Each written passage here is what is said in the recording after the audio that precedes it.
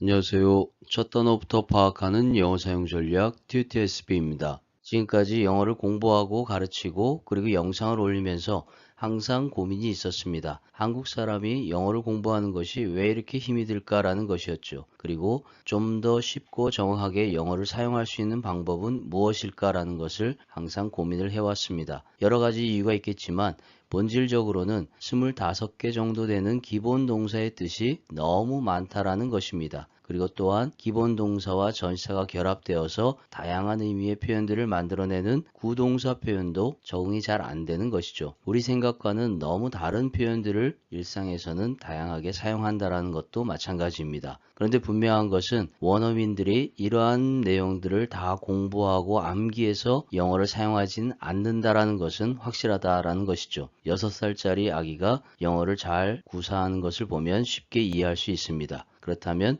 본질적인 뭔가가 있다라는 생각을 가지고 오늘은 그 본질적인 부분에 대해서 깊이 있게 설명을 드리고자 합니다. 언어는 사람들의 생각을 표현하는 도구입니다.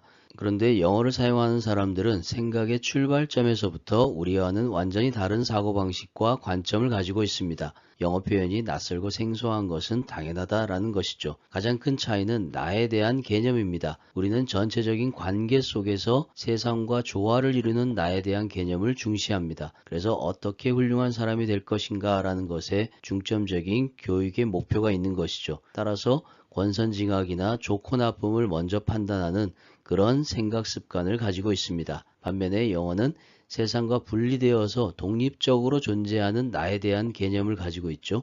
그래서 세상의 본질은 무엇이고 나는 무엇인가 그런 나에 대한 주체성을 강조합니다. 그래서 영어는 항상 주어 동사로 시작을 해야 되는 것이죠. 그리고 그것을 좀 더 정확하게 표현하기 위해서 논리적이고 분석적이고 그리고 사실적인 표현을 시각적으로 눈에 보이게 표현하는 방식을 언어적으로 사용하고 있습니다. 우리는 길을 잃었어. 여기가 어디지? 라고 표현을 합니다. 그런 반면에 영어에서는 I'm lost. Where am I? 이렇게 표현을 하는 것이죠. 내가 분실되어진 상태다라는 뜻입니다.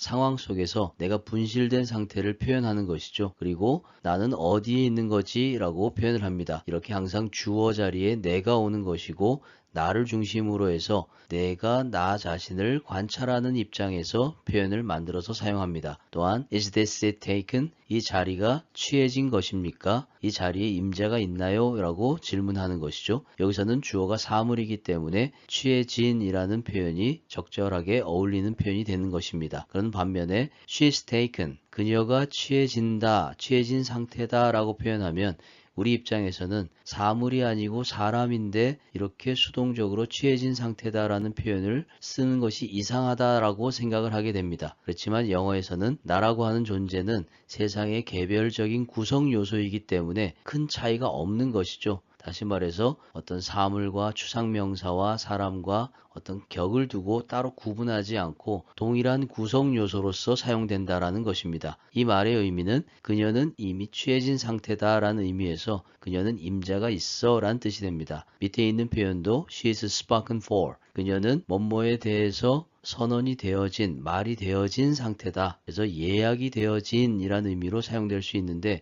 여기도 마찬가지로 사람이 사용된 것이죠. 다시 말해서 이 표현도 그녀는 임자가 있어 라는 의미로 예약이 되어 있는 상태다라는 것. 그래서 우리 입장에서는 굉장히 낯설게 느껴지지만 영어에서는 세상을 구성하는 개별적인 요소다라는 개념에서 이런 표현들을 사용하는 것입니다. 영어는 상황을 표현할 때 논리적이고 분석적으로 표현하는 것에 초점을 맞춥니다. 그리고 위치 관계를 통해서 시각적으로 표현할 때 그러한 논리적인 분석이나 사실적인 표현을 만들 수 있다라고 생각하는 것이죠. 그래서 동사와 전사를 통해서 그러한 표현들을 만들어내고 있습니다. I got on the subway home from work.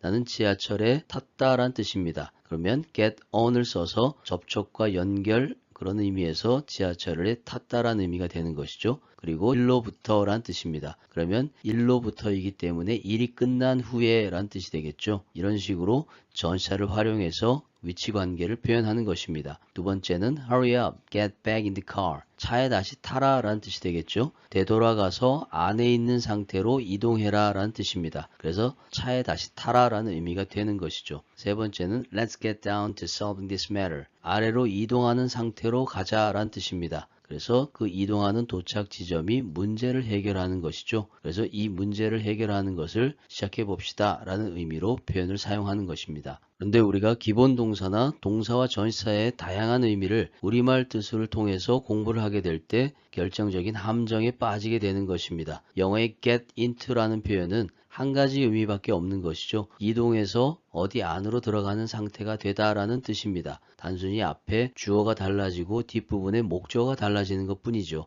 그런데 그것을 우리말로 미리 들어가다, 사고를 당하다 이런 식으로 다양한 의미로 선입관을 가지고 뜻을 공부하게 되니까 전혀 연결이 되지 않는 것입니다. 또한 당하다, 빠지다 라는 것은 좀 부정적인 어감을 갖는 표현이 되는 것이죠. 어떻게 하나의 표현이 어떤 것은 긍정적이고 어떤 것은 부정적이고 이렇게 표현을 갖게 되는가 라는 것에 우리는 굉장히 곤혹스러운 상황을 겪게 됩니다. 영어는 그렇지 않다라는 것을 먼저 이해를 하는 것이 필요한 것이죠. 단순하게 논리적이고 분석적으로 위치관계로 사실적인 표현만 하는 것일 뿐입니다. 거기에 대해서 좋거나 나쁘거나 이런 것들은 사후에 상황적으로 판단을 하는 것이죠. 처음부터 판단하는 것이 아니라는 것입니다. 먼저 주어와 목적어가 어떤 위치관계로 상황 속에 있는가라는 것을 이미지를 그려서 먼저 생각을 하고 그 의미는 문맥을 통해서 판단하면 되는 것입니다. She wants to get into law.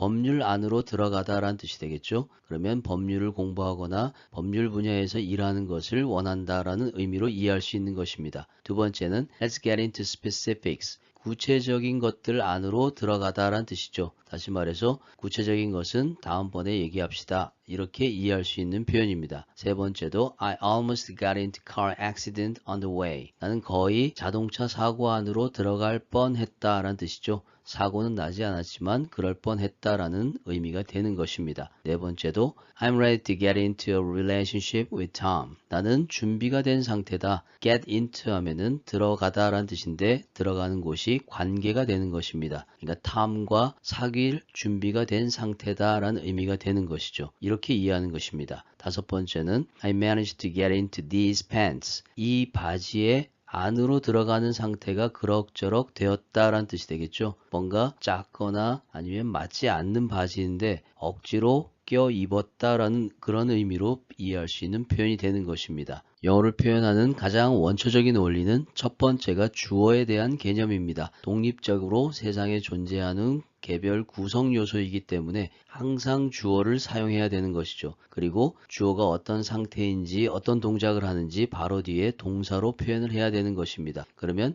다른 것들과 어떤 위치관계로 표현이 되고 있는지 전치사를 통해서 사실적이고 시각적인 표현을 만들어내는 것이죠. 그 의미는 문맥적으로 판단을 하면 되는 것입니다. 그리고 이러한 개념을 좀 더 쉽고 정확하게 활용할 수 있는 방법이 있다라는 것입니다.